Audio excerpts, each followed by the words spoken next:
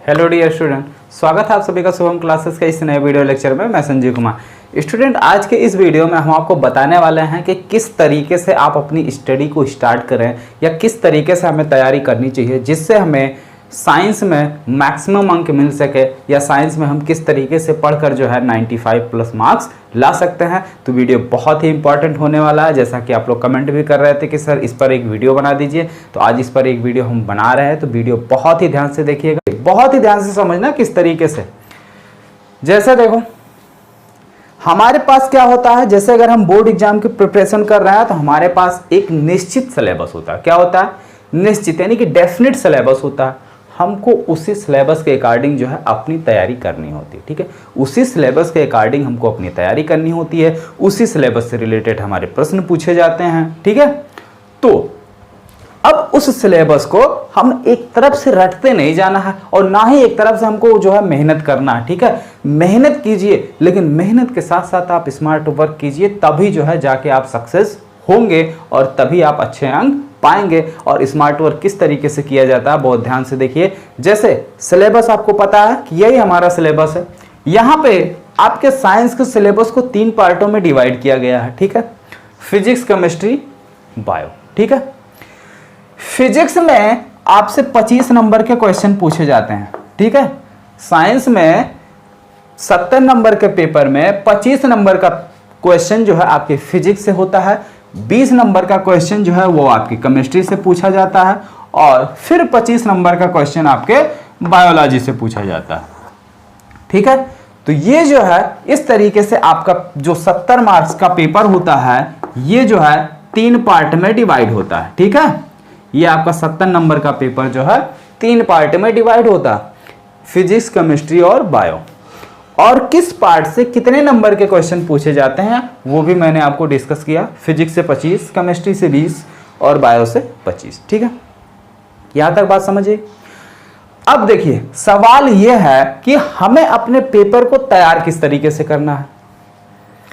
तो जैसे यहां पे सिलेबस ये लिख लिया गया, अब थोड़ा सा तैयार करने के लिए जाओ क्वेश्चन पेपर की तरफ। क्वेश्चन पेपर किस तरीके से पूछा जा रहा है। अगर क्वेश्चन पेपर की बात करें तो क्वेश्चन पेपर जो है आपका 4 टाइप में डिवाइड होता है, जिसमें से पहला बहुविकल्पीय होता है, और दूसरा जो है अति लघु उत्तरीय का होता है, तीसरा जो है लघु उत्तरीय का, और चौथा प्रश्न जो आपका वो विस्तृत उत्तरीय का होता है। ठीक है, तो यानी आपका जो पेपर है ये 4 पार्ट में डिवाइड होता है। 4 टाइप के इसमें क्वेश्चन पूछे जाते हैं। अब इस 4 टाइप में भी ये ध्यान दीजिए कि किस पार्ट से कितने नंबर के पूछे जाते हैं। ठीक है, जैसे अगर आप बहुविकल्पीय की बात करें तो फिजिक्स से 4 नंबर का बहुविकल्पीय पूछा जाता है। कितने क्वेश्चन पूछे जाते हैं? 4 क्वेश्चन पूछे जाते हैं। ठीक है, केमिस्ट्री से कितना पूछा जाता है? 3 क्वेश्चन पूछा जाता है। ठीक है, और बायो से कितने क्वेश्चन पूछे जाते हैं? 4 क्वेश्चन पूछे जाते हैं। तो बहुविकल्पीय में, ठीक है, आपसे फिजिक्स से 4 नंबर का बहुविकल्पीय पूछा जाता है, केमिस्ट्री से 3 नंबर का, और बायो से 4 नंबर का। अगर हम अति लघु उत्तरीय की बात करें तो अति लघु उत्तरीय में फिजिक्स से आपके 3 नंबर के क्वेश्चन, मतलब 3 क्वेश्चन पूछे जाते हैं, और हर एक क्वेश्चन जो है आपका 2 नंबर का होता है। और केमिस्ट्री से जो आपके इससे भी 3 ही क्वेश्चन पूछे जाते हैं, और बायो से भी आपके 3 क्वेश्चन पूछे जाते हैं। ठीक है, तो अति लघु उत्तरीय प्रश्नों की संख्या जो है वो तीनों पार्टों से समान होती है, यानी तीनों पार्टों से आपसे 3-3 अति लघु उत्तरीय प्रश्न पूछे जाते हैं। ठीक है, और अगर बात करें हम लघु उत्तरीय की, तो लघु उत्तरीय में फिजिक्स से आपसे 2 क्वेश्चन, केमिस्ट्री से 1 क्वेश्चन, और बायो से 2 क्वेश्चन। ठीक है, लघु उत्तरीय में फिजिक्स से आपसे 2 क्वेश्चन पूछे जाते हैं, केमिस्ट्री से 1 क्वेश्चन, और बायो से आपके कितने? 2 क्वेश्चन। ठीक है, और जो विस्तृत उत्तरीयों की संख्या है वो तीनों से 1-1 क्वेश्चन पूछा जाता है। ठीक है, फिजिक्स, केमिस्ट्री और बायो तीनों से 1-1 क्वेश्चन जो है आपका पूछा जाता है। तो इस तरीके से आपका पेपर जो है इन 4 टाइपों में डिवाइड होता है। ठीक है, अब देखिए, जो आपके बहुविकल्पीय प्रश्न हैं, जो आपके बहुविकल्पीय प्रश्न हैं, ये इसके लिए आपको बहुत कुछ मेहनत करने की जरूरत नहीं पड़ती। ये मैक्सिमम यानी 90% जो है, अगर आप पेपर को अच्छे से पढ़ रहे हैं, यानी कोई भी चैप्टर अगर आपका स्टार्ट किया जा रहा है, चैप्टर को आप बहुत बारीकी से अगर देख रहे हैं, ठीक है, सारे डेफिनेशन अगर आपके क्लियर हैं, तो 90% बहुविकल्पीय प्रश्न आपके क्लियर हैं, ठीक है। बाकी जो 10% बहुविकल्पीय प्रश्न बच रहे हैं, वो थोड़ा सा हर एक चीज की, जैसे पहला चैप्टर हमने फिजिक्स में पढ़ा है आपको, प्रकाश का परावर्तन तथा अपवर्तन, ठीक है।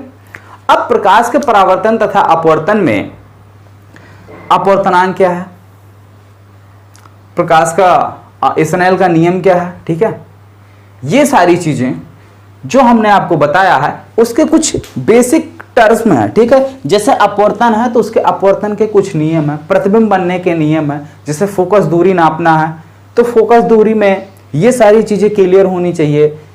चिन्ह परिपाटी का नियम क्या है, ठीक है, आवर्धन क्षमता क्या है, ये सारी बातें, ठीक है।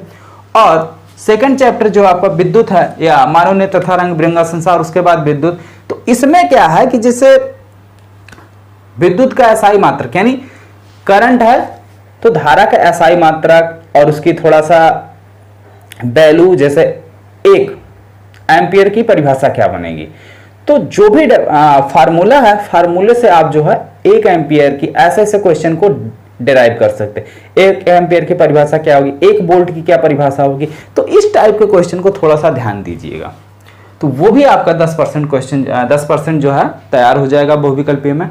बात करते हैं अतिलघुत्तरीय, तो अतिलघुत्तरीय जो है आपका, इसके लिए भी आपको बहुत कुछ एक्स्ट्रा मेहनत करने की जरूरत नहीं है। अतिलघुत्तरीय प्रश्न भी जो है आपके बेसिक होते हैं, नॉर्मल होते हैं, मैक्सिमम बच्चे कर जाते हैं, ठीक है, इसमें कोई दिक्कत नहीं आती। लघुत्तरीय, इसमें भी कोई खास दिक्कत नहीं आती है, लेकिन इसमें दिक्कत थोड़ा सा फिजिक्स में आपको आती है, ठीक है। फिजिक्स वाले पोर्शन में क्या है कि लघुत्तरीय में आपके न्यूमेरिकल भी ऐड होते हैं। क्या होते हैं? न्यूमेरिकल भी होते हैं। लघुत्तरीय में आपसे न्यूमेरिकल भी पूछा जाता है, तो न्यूमेरिकल पर काफी फोकस कीजिएगा, और काफी कुछ इंपॉर्टेंट न्यूमेरिकल हैं जो कि हमने करवाए हैं। और एक बात, चाहे आपका फिजिक्स हो या केमिस्ट्री हो या बायो हो, किसी भी पार्ट का अगर आपसे कोई इंपॉर्टेंट क्वेश्चन कराया जा रहा है, तो उसको आप लोग जो है आप अपनी नोट्स में टिक करके, मिक्स करके और खिचड़ी करने की कोशिश ना करो। उसके लिए एक अलग से कॉपी ले लो, जितने भी इंपॉर्टेंट क्वेश्चन कराए जाते हैं सब एक तरफ से उस कॉपी में नोट डाउन कर लो। वो क्या है, आपके एग्जाम टाइम में आपको कहीं अलग से छांट छांट के नहीं पढ़ना होगा कि कौन सा इंपॉर्टेंट है, लाओ इसको पहले तैयार करते हैं।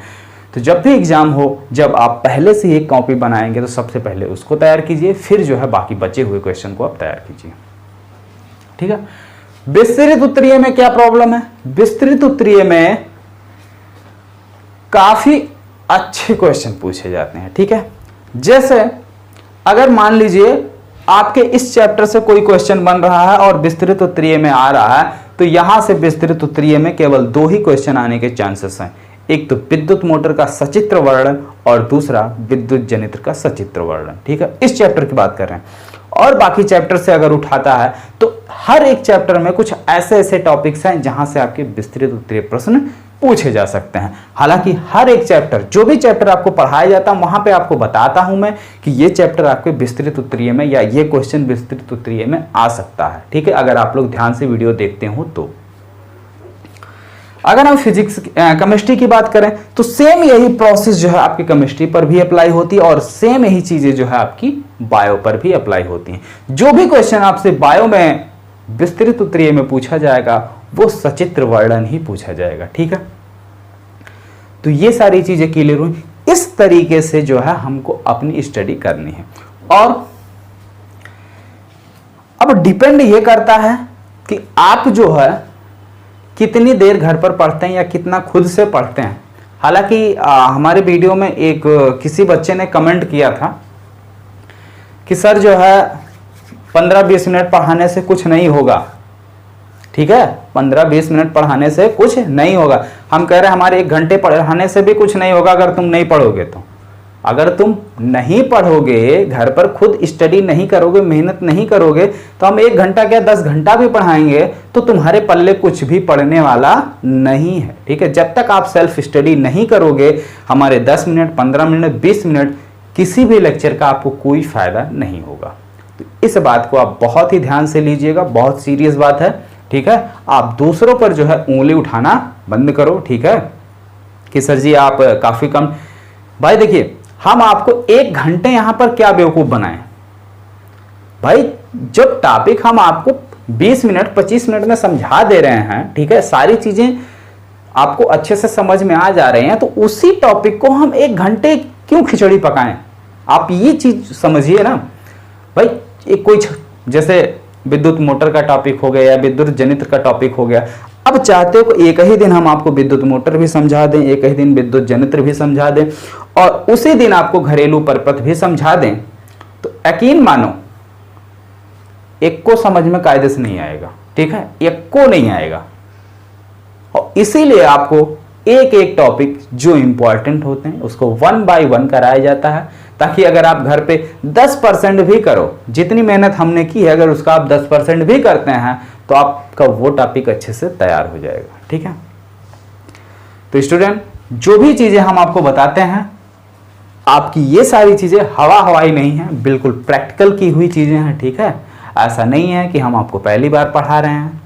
हमने हमारी ऑफलाइन कोचिंग भी है, वहाँ पे भी हमने कई सारे बैच ऐसे हैं जो बोर्ड का एग्जाम दे चुके हैं और अच्छे नंबर लाए हुए हैं। ठीक है, तो सारी चीज़ें जो भी एनालिसिस है बिल्कुल आपकी स्ट्रॉन्ग एनालिसिस है, आपका हमेशा फायदा होगा अगर आप चीज़ों को फॉलो करेंगे तो। अगर भाई फॉलो नहीं करेंगे तो उसमें नो वन कुछ नहीं कर सकते हैं। ठीक है, तो स्टूडेंट इसी तरीके से हमको जो है अपनी स्टडी को करनी है, बिल्कुल सिलेबस के अकॉर्डिंग, और सिलेबस को किस तरीके से तैयार करना है वो सारी चीज़ें बिल्कुल स्मार्ट तरीके से हमको अपने सिलेबस को तैयार करना है। और दूसरी बात, हमें सिलेबस को रट्टा नहीं मारना है। ठीक है, रट्टा नहीं मारना, क्योंकि अगर आप रटोगे तो कंफर्म है जो है भूल जाएगा। ठीक है, तो चीज़ों को पहले समझो और फिर जब एग्जाम आपका आए तो क्या करो, पेपर की तरफ देखो कि किस तरीके से क्वेश्चन पूछा जाता है, और एग्जाम से 1 महीने पहले आप एकाध मॉडल पेपर लेके खुद सॉल्व करो और देखो कि कितने नंबर हमारे आ रहे हैं, कितने सही हो रहे हैं। ठीक है, तो आई होप स्टूडेंट आपको सारी चीजें अच्छे से समझ में आई होंगी और वीडियो भी आपको बहुत पसंद आया होगा। तो वीडियो को एक लाइक करते जाइए, और जो लोग भी इस चैनल पर नए हैं, चैनल को सब्सक्राइब नहीं किए हैं, वो चैनल को सब्सक्राइब कर लें और साथ ही बेल आइकन का बटन भी दबा लें, जिससे हमारी आने वाली हर एक वीडियो का अपडेट आपको मिल जाए। ठीक है, ओके, थैंक यू।